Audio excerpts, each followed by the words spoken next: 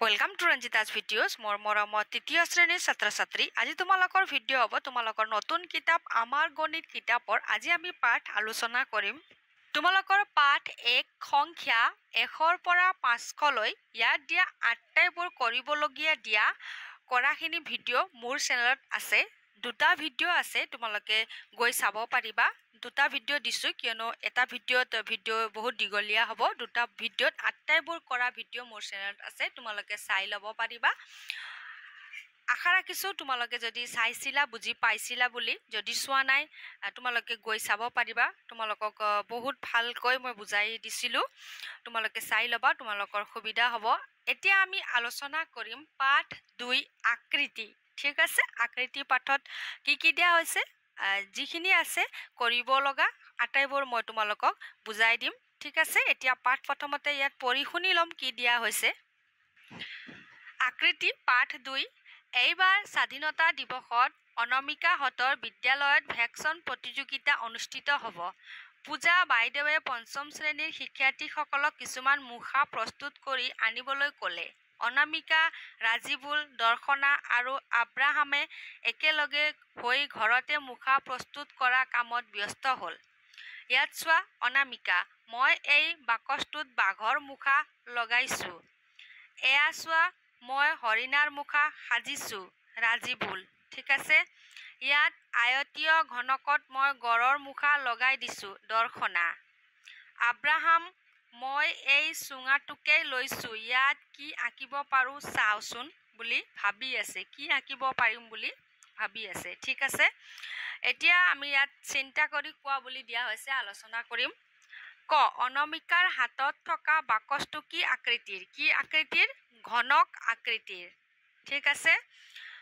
খ ৰাজীবুলে হৰিণাৰ মুখা সাজিবলৈ কোনটো আকৃতি ব্যৱহাৰ কৰিছে ৰাজীৱে কি আকৃতি ব্যৱহাৰ কৰিছে শংকু আকৃতি ব্যৱহাৰ কৰিছে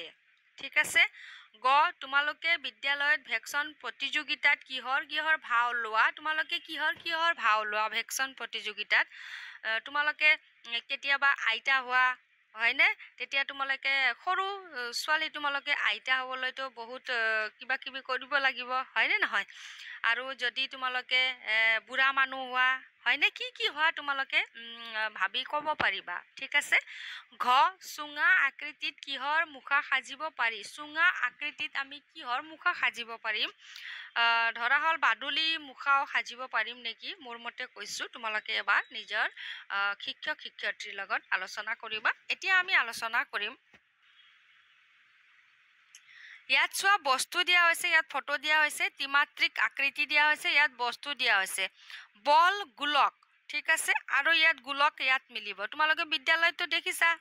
ঠিক আছে দেখিছা নহয় বিদ্যালয়ত থাকে তোমালোকে দেখিছা পৃথিৱীৰ ইয়াত চোৱা বাঁহী দিয়া আছে বাঁহী ক'ত মিলিব চুঙা আৰু মিলিব ঢোল আৰু মিলিব গিলাচ এইটোতো আমি ক'বই পাৰিম চুঙা হয়নে গিলাচত ঠিক তেনেকুৱাই ছবি মিলি গৈছে বুজিছা কিতাপ আয়তীয় ঘনক আৰু এইটো ইটা ঠিক আছে মিলি গৈছে ইয়াত আইচক্ৰীম নিশ্চয় চিনি পাইছা শংকু কোনটো মিলিছে ইয়াত চোৱা এইটো বাৰ্থডে টুপি লগোৱা যে টুপি বুজি পাইছা আৰু লুডু গুটিটো তোমালোকে ফটো চিনিয়ে পাইছা এইটো ঘনক বুজি পাইছা ইয়াত মই আস্তানিয়ে থৈছোঁ তোমালোকে ধুনীয়াকৈ মিলাই ল'বা নিজৰ কিতাপত যদি মিলাই লোৱা কাঠ পেঞ্চিল ব্যৱহাৰ কৰিবা এতিয়া আমি আলোচনা কৰিম ইয়াত চোৱা মনত পেলাও আহা অলপ আমাক মনত পেলাবলৈ দিয়া হৈছে এইটো হ'ল চুক ইয়াৰ এইটো চুক এইটো হ'ল কাষ ঠিক আছে এইটো হ'ল তল বা পিঠি বুজিছা এতিয়া আমি ইয়াত কি দিয়া হৈছে আলোচনা কৰিম এতিয়া আমাক দিয়া হৈছে তালিকাখন পূৰ কৰোঁ আহা আকৃতি দিয়া হৈছে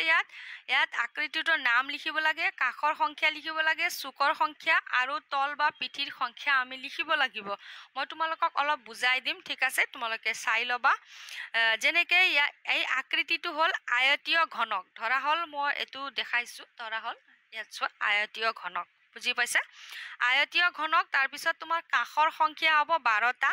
চুকৰ সংখ্যা হ'ব 8টা চুক অলপ আগত মই দেখাইছিলোঁ নহয় চুক কেনেকৈ ধৰিবা এইটো চোৱা চুক ঠিক আছে চুকৰ সংখ্যা পাবা 8টা তল বা পিঠিৰ সংখ্যা পাবা 6টা ঠিক আছে তোমালোকে ভালকৈ এইটো চাই ল'বা আৰু তোমালোকে এনেকুৱা ধৰণৰ এটা লৈ ল'বা ঘৰতে আৰু নিজে এইটো চাবলৈ যত্ন কৰিবা পোৱা নে নোপোৱা মই দিয়া সংখ্যাখিনি ঠিক আছে এতিয়া গোলকীয় তোমালোকে কি জানা বল হয়নে গোলকীয় মই তোমালোকক বল দেখালো ধৰা হল এইটো বল ঠিক আছে বল দেখিছা নহয় ভালকে তোমালোকে ঘৰত যদি বল আছে চাই ল'বা ঠিক আছে তাৰপিছত কাখৰ সংখ্যা হ'ব 0 মানে নাই ঠিক আছে চুকৰ সংখ্যাও নাই গোল চুক নায়ে তল বা পিঠিৰ সংখ্যা 1 এটাই হয়নে বুজি পাইছা ইয়াত দিয়া হৈছে ঘনক মানে আমি আগতে মিলাওতে পঢ়ি আছিলো চোৱা ঘনক লুডুৰ গুটি ঠিক আছে লুডুৰ গুটি মই তোমালোকক দেখাই দিম ঘনক আকৃতিৰ কি হ'ব লুডুৰ গুটি ঠিক আছে মই তোমালোকক দেখাম চাই লোৱা দেখিছা আজিকালিতো তোমালোকে নিশ্চয় মোবাইলতে খেলা হয়নে মোৰ লগত আছিলে কিন্তু মই খেলো মাজে মাজে চোৱা এইটো ঘনক ঠিক আছে কাখৰ সংখ্যা 12টা এইটো লবা আৰু তোমালোকে মই দিয়া সংখ্যাটো মিলাই চাবা ঠিক আছে আমি আগতে চাই আইছো চুক কাখ তল বা পিঠি কেনেকৈ চাব লাগে তোমালোকে চাই লবা ঠিক আছে কাখৰ সংখ্যা 12টা চুকৰ সংখ্যা 8টা তল বা পিঠিৰ সংখ্যা 6টা চাই লবা ঠিক আছে ইয়াত চোৱা লুডুৰ গুটি ইয়াতে আকৃতিটোৰ নাম ঘনক কাখৰ সংখ্যা 12টা চুকৰ সংখ্যা 8টা তল বা পিঠিৰ সংখ্যা 6টা এতিয়া চোৱা শংকু আকৃতিৰ মই ল'ব পৰা নাই মানে মোৰ লগত নাই ঠিক আছে এতিয়া কাখৰ সংখ্যা 1 চুকৰ সংখ্যা 1 তল বা পিঠিৰ সংখ্যা 2 ঠিক আছে তোমালোকে লৈ ল'বা কিবা এটা চাই মেলি এনেকুৱা ধৰণৰ ধৰা হল বাৰ্থডে টুপি থাকে নহয় টুপিকে চাই ল'বা হ'ব চুঙা আকৃতি নিশ্চয় তোমালোকৰ লগত আছে ধৰা চুঙা আকৃতিৰ এইটো ধৰিব পাৰি ঠিক আছে এনেকুৱা ধৰণৰ ঠিক বুজি পাইছা তেনেহলে কেইটা হল কাখৰ সংখ্যা 2টা চুকৰ সংখ্যা নাই তল বা পিঠিৰ সংখ্যা 1 ধৰা হল এইটো 1 তল বা পিঠিৰ সংখ্যা 1 এইটোকে ধৰিলো বুজি পাইছা এনেকুৱা ধৰণৰ মই 1 দিছো দে তোমালোকে 1 হয় নে 2 হয় বিদ্যালয়ত নিজৰ শিক্ষক শিক্ষয়িত্ৰীৰ লগত আলোচনা কৰিবা গোটেই উত্তৰটো সঠিক বুলি নাভাবিবা বিদ্যালয়তো আলোচনা কৰি ল'বা এতিয়া আমি আলোচনা কৰিম আছে খেলো আহা তোমালোকে নিজে কৰিব পাৰিবা ঠিক আছে আৰু ইয়াত চোৱা মই তোমালোকক বুজাই দিম তলত দিয়া দ্বিমাত্ৰিক আৰু আকৃতি কেইটাৰ চুক কাখ চিহ্নিত কৰি তালিকাখন পূৰ কৰো আহা ইয়াত দিয়া হৈছে চোৱা তলত দিয়া দ্বিমাত্ৰিক আৰু আকৃতি কেইটাৰ চুক কাখ চিহ্নিত কৰি তালিকাখন পূৰ কৰো আহা আকৃতি চুক কাখ আকৃতিৰ নাম বৰ্গ কাখৰ সংখ্যা 4টা চুকৰ সংখ্যা 4টা এইটো হল আয়ত কাখৰ সংখ্যা 4টা চুকৰ সংখ্যাও 4টা